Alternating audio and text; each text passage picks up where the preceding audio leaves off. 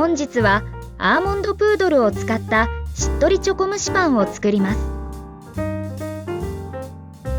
今回使った材料はアーモンドプードル 20g、 おからパウダー 10g、 ラカンカ 10g、 ココアパウダー 5g、 ベーキングパウダー 3g、 豆乳 20g、 卵1個、アーモンドプードル 20g、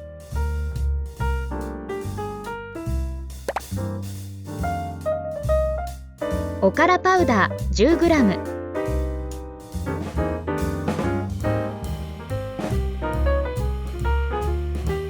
ラカンカ 10g、 お好みの甘味料で OK です。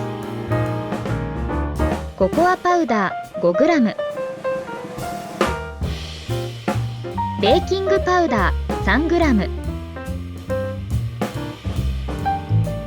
粉類を混ぜ合わせます。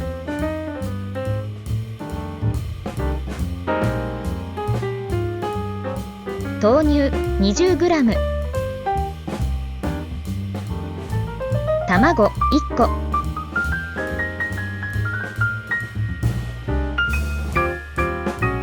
すべての材料を混ぜ合わせます。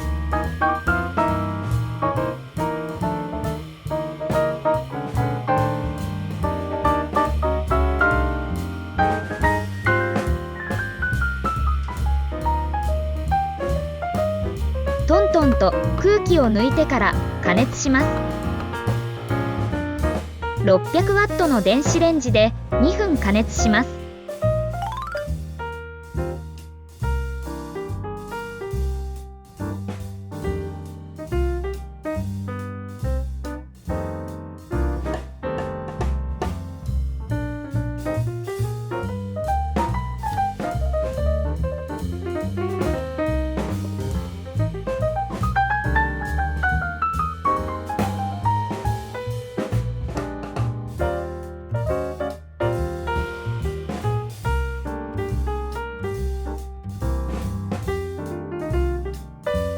チョコ蒸しパンの完成です。